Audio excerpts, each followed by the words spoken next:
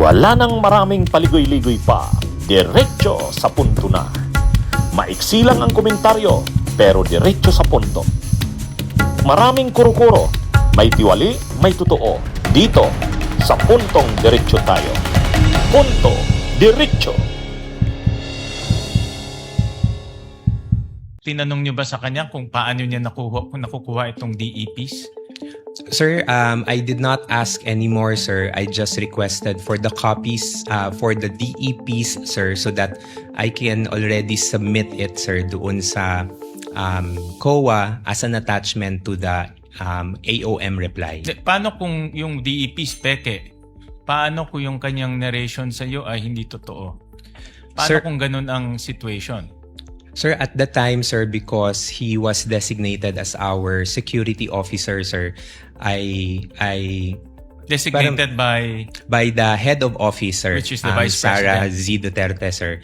So, it is of my, sa tingin ko po, sir, na maayos naman po yung pagkakatrabaho ni Colonel Chica doon sa pag-dispense niya ng duty as the security officer. Last question, Mr. Presiding Officer. Bakit parang nagkukuha ko buong-buo yung tiwala ninyo sa kanya at kinuha nyo lahat ng information at yun ang ginamit nyo sa inyong reply to the COA? Bakit buo yung, nakita ko bakit buo yung tiwala, hindi kayo nag-probe na mga additional questions considering na kayo ang nag-justify nito sa COA at kayo pumirma, no, dito sa COA. So bakit parang kung anong sinabi niya, yun na lang ang linagay nyo sa inyong reply?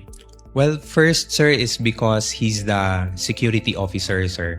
So, I believe, sir, na siya yung the best person that can provide the information. And then, second, sir, as the security officer, sir, he was designated by our head of agency, which I believe also gave the trust and confidence to him to implement the activity. So, kung ano po yung na-mention ni Colonel Chica sa akin during the time when I checked or asked for questions, yun po yung pinagbasihan ko for the drafting of the reply. Bakit ninyo pinagkatiwalaan ng pera yan, pera ng Office of the Vice President, hindi naman pala empleyado ng OVP?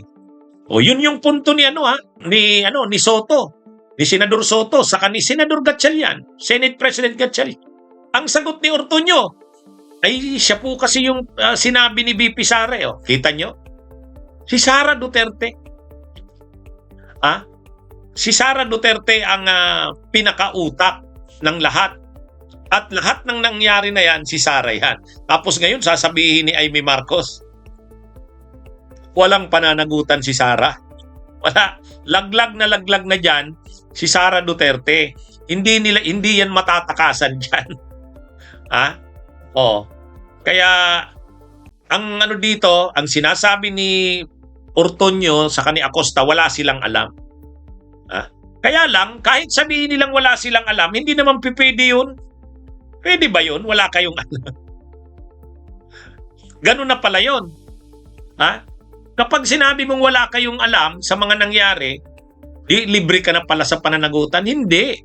Kaya ka nga linagay na special disbursing officer.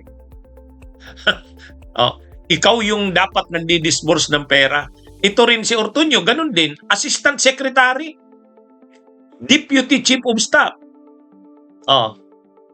Yung imagine niyo mga kabunyog. Yung tungkol sa pagtitiwala kay La Chica. Si La Chica ay hindi naman empleyado ng OBP. Hindi empleyado.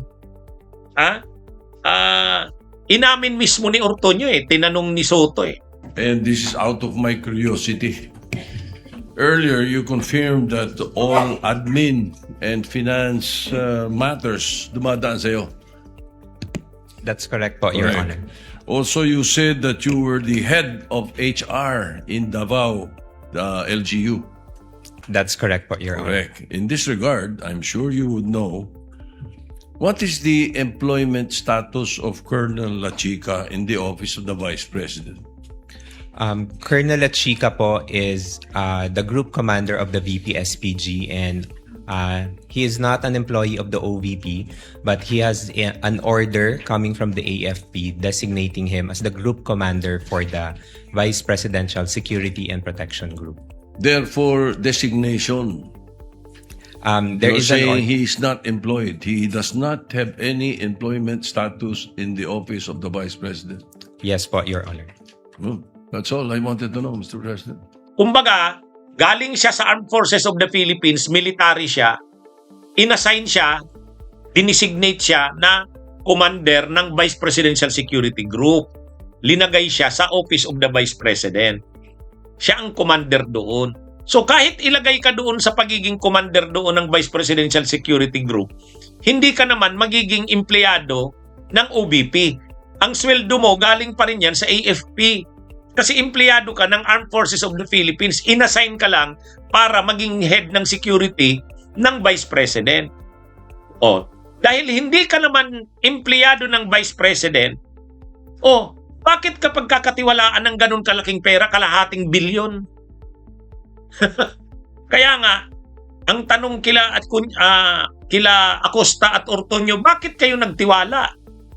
Kaya lang, ang sagot nga nila, si VP Sara Duterte daw ang nagsabi sa kanila na ibigay kay La Chica. Sumunod lang sila. Imagine niyo yan. Tapos sabi ni kahit alam niyong hindi yan empleyado ng OBP. Doon pa lang napakasimple na eh. Hindi empleyado ng OBP, pinagkatiwalaan nyo ng pera. Halimbawa sa part ni Acosta, ikaw yung nakalagay na accountable officer, disbursing officer. Dapat sasabihan mo ang Vice Presidente, Madam Vice President, baka po malagay tayo nito sa alanganin. Ako po yung nakapirma dyan na Special Disbursing Officer. Bakit po natin ibibigay kay Cornelia Chica? Di ba dapat ganun? Tapos ito namang si Ortonio, nung nakita niya yung mga liquidations, nakita niya mga aliases, nakita niya nakita niya yung rental ng safe house, 16 million in 11 days. Tapos bumili ng mga office supplies at mga gamot, walang resibo. Ay doon pa lang dapat ki-questionin mo yon kasi siya pala yung Bids and Awards Committee Chairman. Siya yung BAC. Yes, siya yung chairman ng BAC. Kaya sa totoo lang mga kabunyog, mga kababayan, ang nangyari talaga dito, blind loyalty kay Sara Duterte. Nagpakatanga talaga sila. Ngayon, sasabihin nila, kami, sunod lang po namin ang sabi ni VP Sara, ibigay daw namin kay La Chica at tiwalaan daw namin. Ay, hindi pwede yun. Kaya lahat sila dito mananagot. Ang pinakamalala pa dyan, hindi nga empleyado ng OBP hindi empleyado ng Office of the Vice President. Kaya ito mga kabunyog, kung iniisip nila Ortonio at nila Acosta na makakalibre sila, hindi. Napa-admit, si Ortonio nung una, si Gina Acosta nung tinanong, ano po ba si Ortonio ay si La Chica, empleyado po ba ninyo sa Office of the Vice President? Ang sagot ni Acosta, hindi ko po alam. Hindi po kasi ako nasa HR, Human Resource. Pero itong si Ortonio, hindi niya na yan madideny. Kasi ASEC siya eh. Siya yung Deputy Chief of Staff. Lang naman hindi niya masabi kung anong status ni Ortonio. Ay ni La Chica. Ayun, inamin niya na. Ang sabi ni Ortonio, na-assign po yan sa Office of the Vice President bilang commander ng Vice Presidential Security Group. So, kahit pa naman siya na-assign sa Vice President, ang trabaho niya, i-secure lang ang Vice President. Pagdating sa mga trabaho dyan, paghawak ng pera, pag-disburse ng pera, pag-implement ng mga programa, hindi siya dapat ma-involve dyan. Lalo na't ipinagkatiwala na sa kanya ng buong buo. Di ba? Grabe. Kaya lang, ang masaklap nga dyan mga kabunyo, ang masaklap na nangyari dyan, sa part nating mamamayan, imagine ninyo mga kabunyog, si Acosta ay sila Acosta at Ortonio ay nagsisweldo ng napakamahal. Napakamahal ng sweldo. Ang sweldo ni Ortonio ay salary grade 29. 180,000 to 190,000. Galing sa pera natin yan. Pera ng bayan. Salary grade 29. Mataas ang posisyon niya sa opisina ni Sara. Assistant Secretary at Deputy Chief of Staff.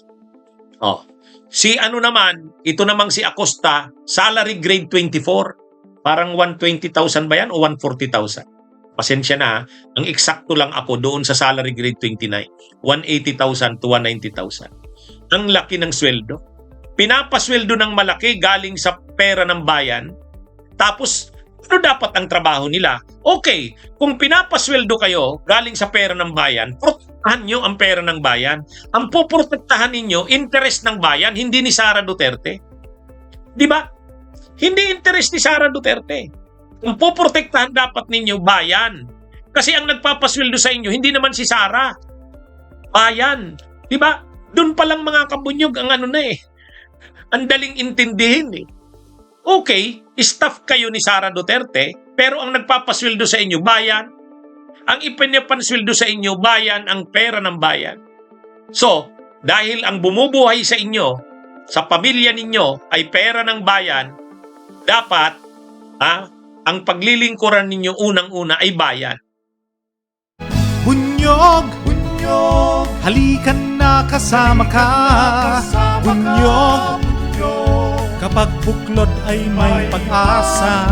Luzon, Visayas, Mindanao, isa ang pananaw.